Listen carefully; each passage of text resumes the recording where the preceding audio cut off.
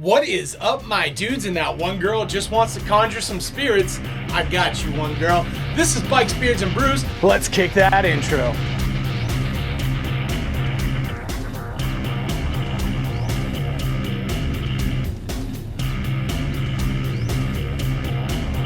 Hey guys, welcome back to the channel. Before we kick this one off, make sure you like, comment, subscribe, hit that bell notification. New videos are coming weekly. Ring that bell, you know when they drop. Let's get the other stuff out of the way. Want to save 10% on our Cardo communicator or save some money on some Beyond Riders gear or on some Hogworks gear? Then you should definitely check my referral links down below. Want to support me and all my do-gooderness like these cool guys here? Boom! Then you should become part of the Brew Crew and join the coffee page down below. Want to know why I'm asking you for money? Well, next to those 10,000 Amazon affiliate links that also go to a good cause is a link explaining what I do with your money.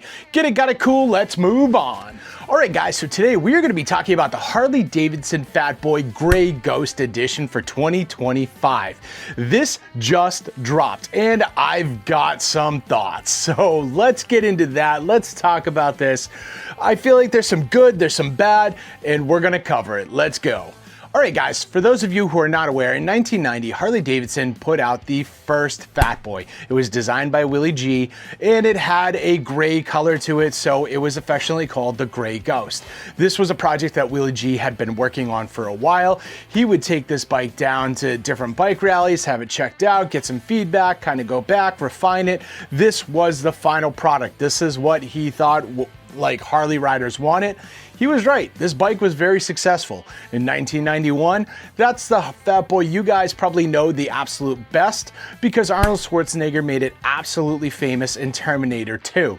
That's pretty much when the entire world was introduced to the Fat Boy. If you didn't know the name before then, you knew it then. So fast forward to 2025, we're celebrating the history of the Fat Boy and the Gray Ghost, and that is what Harley has released here. The Gray Ghost shares a lot of its DNA with the current 2025 models of the Fat Boy. So stuff that you were seeing on that bike that was already released, you are seeing on the Gray Ghost now. So the monoshock, the analog gauge, the ride modes, stuff like that, all of that is the same. It's carried over. No surprise there, no shock there. Like nobody expected more than that. And that's perfectly fine, honestly. It's running the 117 Milwaukee 8 engine, so again, exactly the same as the current model of the Harley Davidson Fat Boy, which is perfectly fine. The 117 is a beast of a motor that you could do a lot of cool stuff with. Now, what separates this bike from the current models of the Fat Boy are the attention to details that they put into this bike to separate it enough to make it different. One of the first things you're going to notice when you look at this bike is the replica tank badges that were used on the original Gray Ghost right on the side there. They look cool. I mean, honestly, I'm not a big tank badge fan, so I'd remove it, but it looks cool and I get it, and it looks better than some of the like other Harley tank badges over the years. Personally, like the ones they had in 2018, hated them. I couldn't wait to get that off my bike. There's yellow accents throughout the bike. You see it on the engine, you see it in different parts of the engine, which is kind of cool. You see it in the pinstriping on the paint. It's a nice touch and a nice throwback to the original Gray Ghost, so I'm totally cool with that as well. Again, yellow, not really my flavor. It's not something I'm super happy about, but I think it looks good on this bike and I understand why they're doing it. It makes sense and I'm cool with that. You've got the Icon badge on this bike because this is part of the Icons line, and I think that's fantastic. I love that they invest time, effort, and money into these Icon bikes. So this is just continuing that heritage. You have the added leather accents on the seat and on the center of the tank. This is very reminiscent of what they did on the Fat Boys for years and years and years. They parted ways with this maybe about, I don't know, like 5-10 years back. Honestly, I haven't paid attention to it. Again, not a look that I'm super excited about. I've never been a fan of like all the leather and stuff on the bike, but again, I understand why they did it, and I absolutely appreciate the fact that they did it because it is a nice throwback to that old school Fat Boy. So I think it's great that they are doing it. And not every bike has to be for every person. So the stuff that I don't care for, I can still appreciate knowing that it is being done for a reason and it looks good. And to step away from the way the 117s currently look, you have that old school round air cleaner that you would have found on the older bikes as well. So overall, Check this bike out. You're going to find a lot of cool little, like, you know, just nuances on this, a lot of cool details, and a lot of thought that was put into this. I really appreciate what Harley has done on this bike. These bikes are also serialized. There are 1,990 of these in production and they're all numbered. However, we know from the Road Glide CVO RR, which they put 131 of those into production, Harley also has 0. So, you know, technically there's 1,991. I have no doubt that they have a number 0 of this bike, and it's probably sitting in the museum in Milwaukee. So that's cool. I'm fine with that. But yeah, so the rest of them are numbered. And this is something that I've harkened back to on the CVOs, where I feel like Harley should be putting out some of these more like prestigious bikes with a limited run and numbered, you know, serialed, all that stuff. So, but like, high five to them. This is great. This is what I'd love to see on the CVOs. So I'm glad that they're doing this with this bike. I'm glad they were doing that with the Road Glide RR. Now, a few of the things that do kind of bug me, but I understand, and at the same time, it still bugs me. With this bike, you're getting less horsepower and less torque than the current 2025 Fat Boy. So with this bike, you are getting 101 horsepower and 122 foot-pounds of torque.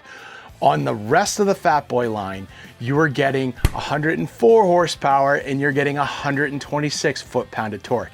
Now, I've said in previous videos, especially when I'm comparing like Indian motorcycles to Harley, 3-4 horsepower, not a big deal.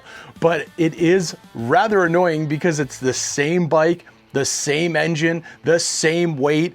The big difference here is that round air cleaner. So for those of you who don't feel like, you know, you should keep your air cleaner clean, or you're buying a cheap, crappy air cleaner, they do make a difference. You can see it right here. This bike has a loss of horsepower and a loss of torque because of the air cleaner they went with.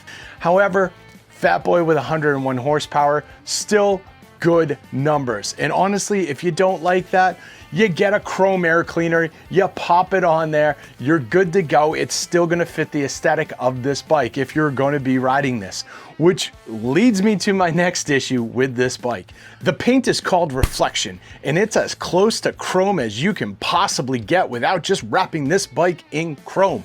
Now, overall, this looks awesome. I think this looks absolutely awesome.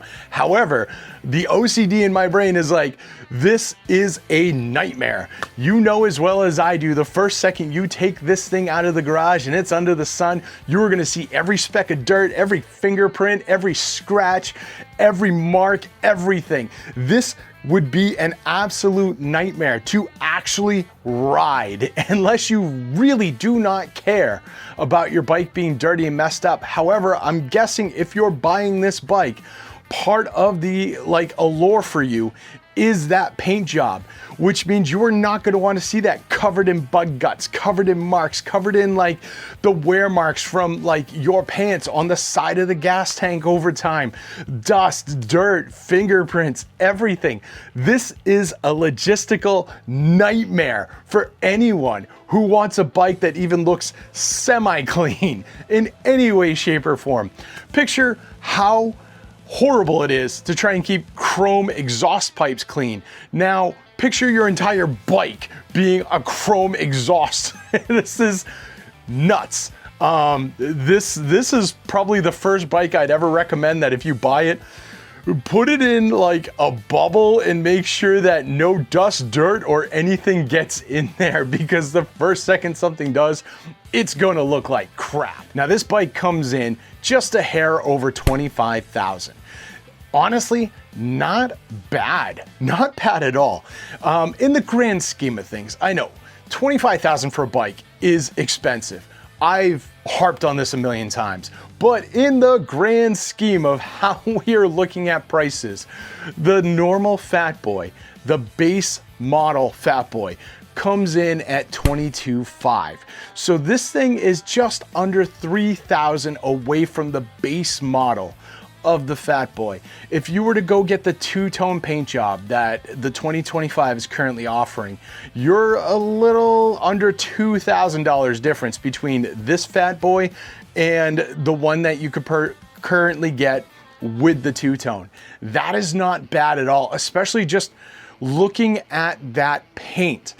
It's still a nightmare to me, but that paint alone, I could honestly see and justify that as being a $2,000 or $3,000 paint job. So even though this is not something I would buy because my head would explode, I could justify it just on that paint alone, and that's not even counting all the other little things that they did for this bike and the fact that it's actually numbered and it's a limited edition bike. Now overall, I have loved the Fat Boy line for years. I think it is a great looking bike.